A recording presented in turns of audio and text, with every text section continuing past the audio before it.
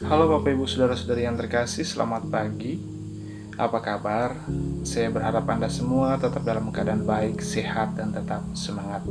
Bapak Ibu Saudara-saudari yang terkasih, khususnya bagi Anda yang senantiasa setia mendengarkan renungan harian dalam channel Quran Marum ini, saya mohon maaf kepada Anda semua karena beberapa waktu ini renungan harian di channel ini sempat terhenti sejenak.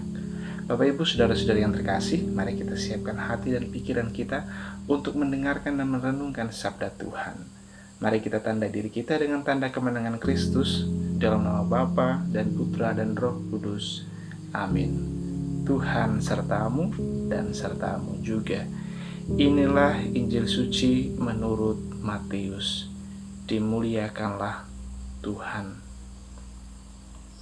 Pada suatu hari, Yesus meninggalkan orang banyak, lalu pulang. Para murid kemudian datang dan berkata kepadanya, "Jelaskan kepada kami arti perumpamaan tentang lalang di ladang itu." Yesus menjawab, "Orang yang menabur benih baik ialah anak manusia. Ladang itu ialah dunia. Benih yang baik adalah anak-anak kerajaan, dan lalang adalah anak-anak si jahat. Musuh yang menaburkan benih ilalang ialah iblis.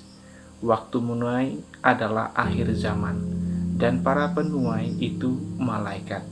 Maka seperti lalang itu dikumpulkan dan dibakar dalam api, demikian juga pada akhir zaman. Anak manusia akan mengutus malaikat-malaikatnya, dan mereka akan mengumpulkan segala sesuatu yang menyesatkan, dan semua orang yang melakukan kejahatan dari dalam kerajaannya. Semuanya akan dicampakkan ke dalam dapur api. Di sanalah akan terdapat ratapan dan kertak gigi. Pada waktu itulah orang benar akan bercahaya seperti matahari dalam kerajaan Bapa mereka. Siapa bertelinga, hendaklah ia mendengarkan." Demikianlah sabda Tuhan. Terpujilah Kristus.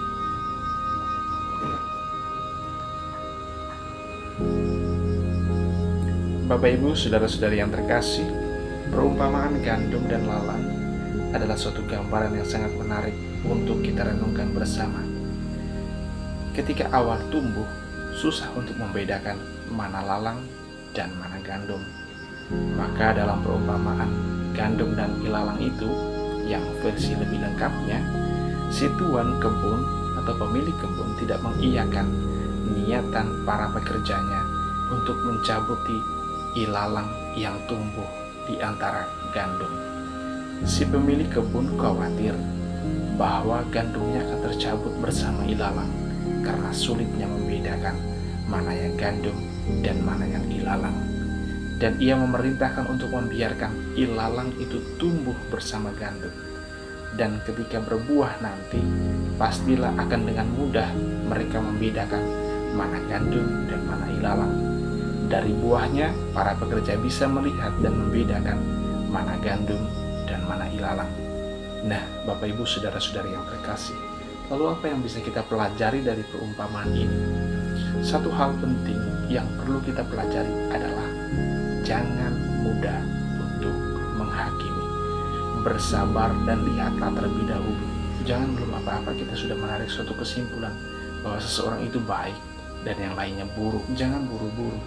Jangan sampai yang Anda cabut adalah gandum dan yang Anda biarkan hidup adalah ilalang. Bersabar dan teruslah menjalani kehidupan Anda seperti biasanya. Kelak Anda akan dapat melihat dan membedakan mana gandum dan mana ilalang dari buahnya. Jangan mudah untuk menghakimi, karena gandum dan ilalang itu susah dibedakan ketika mereka sedang bertumbuh. Kebaikan dan kejahatan itu tipis bedanya ketika masih sama-sama bertumbuh. Tapi nanti Anda akan tahu dengan persis bedanya dari buah yang dihasilkannya. Kalau buahnya adalah sesuatu yang mendatangkan kebaikan, ketenangan, kedamaian, maka itulah gandum sejati. Tetapi kalau yang dihasilkan adalah hal-hal yang melawan kehendak Tuhan, maka itulah ilalang, itulah kejahatan. Bapak Ibu Saudara-saudari yang terkasih, kalau Anda bertemu dan hidup bersama orang yang kurang menyenangkan, anggaplah itu menjadi rintangan dan tantangan bagimu, bagi kita dalam bertumbuh dan berbuah. Jangan segera berpikir untuk mencabut dan membakarnya. Teruslah bertumbuh dan berbuah. Tugas mencabut dan membakar bukanlah tugas kita, bukanlah tugas Anda. Tugas kita, tugas Anda, tugas saya adalah bertumbuh dan berbuah. Jadilah gandum yang menghasilkan buah baik, buah yang berlimpah. Shalom, Tuhan Yesus memberkati. Dalam nama Bapa dan Putra dan Roh Kudus. Amin. Terima kasih telah mengikuti renungan harian di channel ini. Jangan lupa like, comment, share, and subscribe.